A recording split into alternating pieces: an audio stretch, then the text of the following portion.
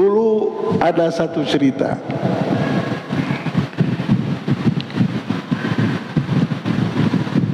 Ada seseorang wali Allah namanya Abi Mansur. Abi Mansur ini di zaman itu terkenal orang yang memang berdoa sama Allah, mengerti dengan kedudukan Allah, mengerti dengan anugerah Allah. Dia ngajar di masjid, ngajarnya di masjid, orang berkumpul di situ. Kenapa? Karena tahu ilmu yang dibawa oleh Nabi Muhammad dan pewarisnya inilah ilmu yang akan menyelamatkan dan bermanfaat untuk kehidupan mereka. Ilmu apa lagi yang bisa menyelamatkan kita daripada tipu daya dunia ini? Ilmu apa lagi yang bisa menjadikan kita benar-benar hidup dengan pegangan dan keyakinan yang benar, yang akan mengantarkan kita kebahagiaan tersebut kepada kebahagiaan yang abadi di sisi Allah bersama Rasulullah, diridhai oleh Allah sang raja semesta alam ini. Waktu itu ada seseorang sayyid, seorang tuan. Dia ini punya budak. Ada budak. Budaknya ini disuruhnya ke pasar. Wahai budakku, aku minta kau ke pasar ya. Kenapa wahai sayyid? Kenapa wahai tuanku?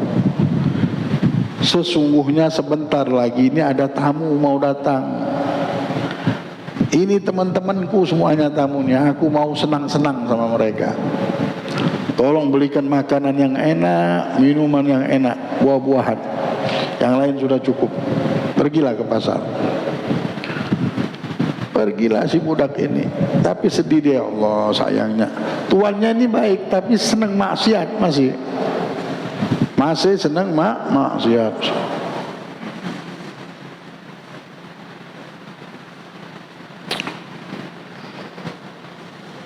Pergilah dia ke pasar. Pergi ke pasar bawa uang 400 dirham kalau tidak salah, 40 dirham atau 400 dirham.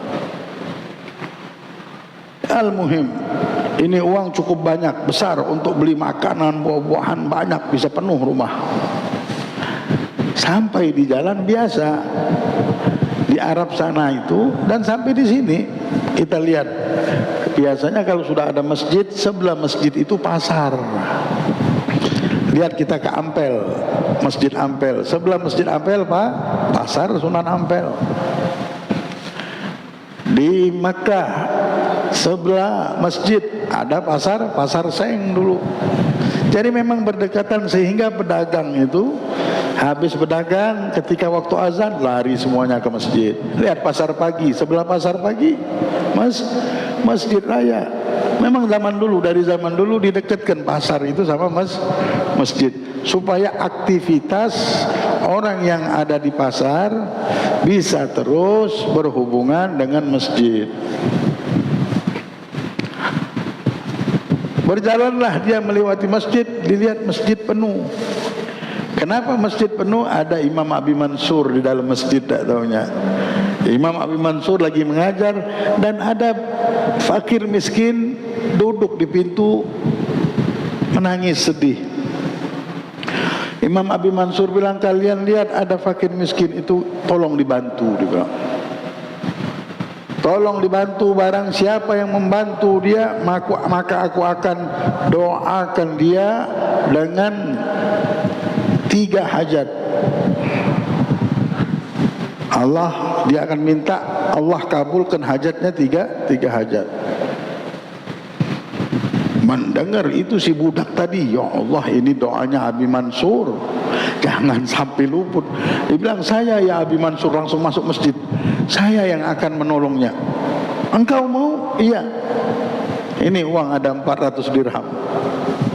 Wah, heran Abi Mansur, lihat, Masya Allah, diberikanlah pertolongan tersebut, didoakan. Apa yang kau minta? 4 hajatmu. Hajat yang pertama, wahai Abi Mansur, aku minta Allah subhanahu wa ta'ala memerdekakan aku. Aku ni budak, wahai Abi Mansur. Diriku ni aja punya orang. Diri dia ini punya orang, sudah dibeli sama orang. Jadi tak punya lagi diri, tak punya lagi. Mau punya harta pun tak bisa orang kalau sudah jadi budak, tak punya harta. Dirinya sudah punya orang, dia dijual pun bisa. Bagaimana ini Abi Mansur? Saya minta Allah merdekakan aku. Dulu budak ini kalau dimerdekakan gembiranya bukan main. Bukan hak orang lagi dia. Kalau enggak dia seperti barang. Didoakan, ya Allah, merdekakanlah dia ini ya Rabb. Nah sekarang hajat keduamu apa? Hajat keduaku, wahai Abi Mansur, aku berharap Allah subhanahu wa ta'ala mengampuni dosa tuanku. Tuanku ni baik, yang punya diriku ni baik orangnya, cuma maksiat masih hobi. Aku pengen dia bertaubat dan dia menjadi orang yang taat kepada Allah. Didoakan sama Abi Mansur, ya Allah, jadikanlah tuannya ini hamba yang taat dan ampunkanlah dosanya. Nah hajat ketiganya apa? Hajat ketiganya, wahai Abi Mansur, doakan supaya aku ini uang yang tadi aku berikan sama fakir miskin kembali lagi, diganti sama Allah. Dia bilang doanya kabul.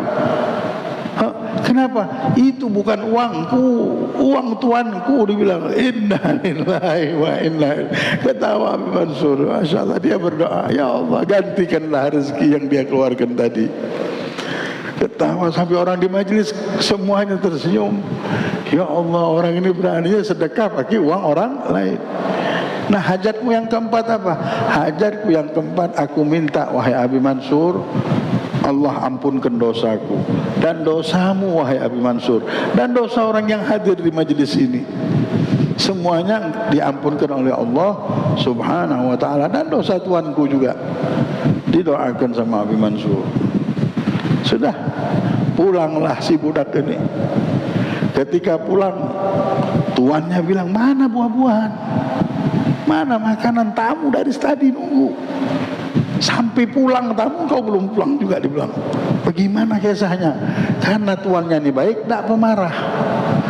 Sebentar tuan. Sebentar apa? Sebentar saya mau jelaskan. Tadi ketika saya mau ke pasar, di masjid ada Abi Mansur. Oh, Abi Mansur seorang yang soleh. Iya, dia menawarkan barang siapa yang menolong fakir miskin ini, ku doakan dengan 4 hajatnya dikabulkan oleh Allah insyaAllah. Jadi ya aku lihat ini majelis taklim, majelis ini tempat apa?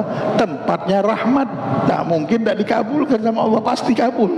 Orang sudah ngerti, tahu jadi rumusnya. Oh, ini tempat rahmat, pasti dapat rahmat kita. Dan hidup kita ini butuh nah ada jawabannya. Mau kemana-mana rugi kita mikir jauh-jauh. Ujungnya tulisan Allah, takdir Allah, kunnya Allah yang dibutuhkan. Dan Allah melihat kita dan dialah yang merencanakan kita hadir di majelis ini. Nah ini orang ngerti sama itu.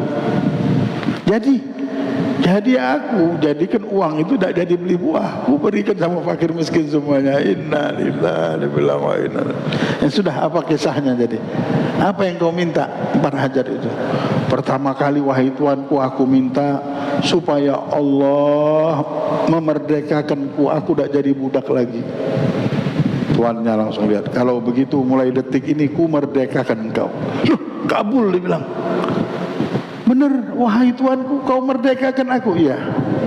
Mulai detik ini engkau bukan budak lagi, engkau bukan hamba sahaya lagi, engkau seorang yang merdeka sudah. Ini dibilang tanda kabul, ini sudah doa. Hajat yang pertamanya sudah kabul. Yang kedua apa? Apa yang kau minta? Aku minta, wahai Tuanku, supaya engkau bertaubat. Jadi kau minta sama Abi Mansur apa? Supaya aku ini bertaubat, Tuanku bertaubat dan tidak maksiat lagi dan menjadi orang yang taat kepada Allah. Kalau begitu mulai detik ini aku tidak akan maksiat lagi, dibilang. Dan aku bertaubat kepada Allah. Menangis tuannya ini tadi. Kabul langsung doanya. Di depan itu juga dia melihat tuannya bertaubat. Ya Allah. Oh, benar-benar doa Abi Mansur dan doa di tengah-tengah majelis ta'lim ini kabul. Langsung kontan, tidak nunggu lama-lama. Sudah itu wahai Abi Mansur, satu lagi yang aku minta, hajat yang ketiga aku minta kepada Allah, supaya Allah mengembalikan uang 400 dirham itu. Ketawa tuannya, ya Allah. Dia bilang, sebentar, diambilnya dari brankas emas dan dirham ini. Ku ridho, ku kembalikan uang 400 dirham dan ku tambahi lagi 400 dirham. Wah, jadi banyak duitnya dia. Insya Allah tuanku, bukan cuma dapat 400 dirham, dapat untung lagi 400 dirham. Hajat 3 hajat sudah kabul. Nah, sekarang hajat keempat apa? Hajat keempat aku minta supaya Allah mengampunkan dosaku dan dosa Abi Mansur dan dosamu wahai tuanku dan dosa semua yang hadir di majlis ini diampunkan semuanya sama Allah. Nah, kata tuannya, kalau bab ini saya tidak punya hak, dia bilang. Saya tidak punya hak di masalah ini. Maka dari itu pulanglah, pergilah engkau. Dan engkau sudah merdeka. Aku mau masuk kamar dulu, sudah capek, dia bilang. Ketika mau masuk kamar terdengar suara hatif. Orang dulu sering dengar suara hatif. Sampai detik ini ada orang-orang baik yang Allah bukakan suara hatif namanya. Dari langit yang memberitahukan satu isyarat. Dia bilang, hei hamba Allah, atatakarram ala man khalaqal jud wal karam. Wahai hamba Allah, apakah kau mau bersifat dermawan di hadapan Allah yang maha dermawan? Ketahuilah, sesungguhnya Allah telah mengampunkan dosamu dan dosa Abi Mansur dan dosa budakmu dan dosa orang yang hadir di majlis itu, semuanya sudah diampunkan oleh Allah Subhanahu wa ta'ala. Lihat Allah gengsi, tak mau punya utang sama hambanya. Allah ini raja, cepat langsung mengampunkan hamba kepada hambanya. Maha suci Allah, Maha suci Allah, segala sifatnya sempurna, segala sifat Allah mulia. Nah, kita harus tahu dengan kemuliaan Allah yang telah merencanakan kita untuk hadir di majlis. Apakah Allah iseng-iseng untuk merencanakan kita hadir di majlis seperti ini? Wa ma khalaqnakum abatha. Allah sudah berfirman, aku tidak pernah berbuat sesuatu itu iseng-iseng, tidak pernah. Ada rencana Allah, rencana besar. Bukan kenikmatan dunia yang kecil ini kecil kalau cuma ngasih di dunia. Ada rencana besar, apa kita dibukakan sama Allah pintu sorga, ampunan Allah. Siapa yang mau mengampunkan dosa kita? Dosa kita sama orang banyak, dosa kita sama keluarga banyak, sama diri sendiri kita, maksiat kita banyak. Kalau bukan anugerah Allah, rahmat Allah, tidak bisa kita selamat. Nah, ini Allah sekarang dengarkan kita suara volume hidayah, volume ajakan-ajakan yang mengajak kita. Tidak mungkin ini sia-sia. Mudah-mudahan ini tanda bahwa Allah merencana kebaikan yang besar kepada diri kita, insyaAllah, kepada anak dan istri kita, di panjangnya proses kehidupan kita ini sampai di akhir hari ini kita didengarkan sama Allah dengan sifatnya yang mulia. Mudah-mudahan ini tanda Allah mau memuliakan kita semuanya, amin ya rabbal alamin. Nah, Imam Ahmad bin Athaillah Sakandari berkata di kitabnya di perhatian yang ketujuh, berapa? 9, 8. Ke-8, idza fataha laka wijhatan minat ta'arruf fala tubali ma'aha in qalla amaluka fa innahu ma fatahaha laka illa wa huwa yuridu an yata'arrafa ilaik. Alam ta'lam anna ta'arrufa huwa muriduhu alaik wal a'malu anta muhdiha ilaih. wa aina ma tuhdihi ilaih mimma huwa muriduhu alaik.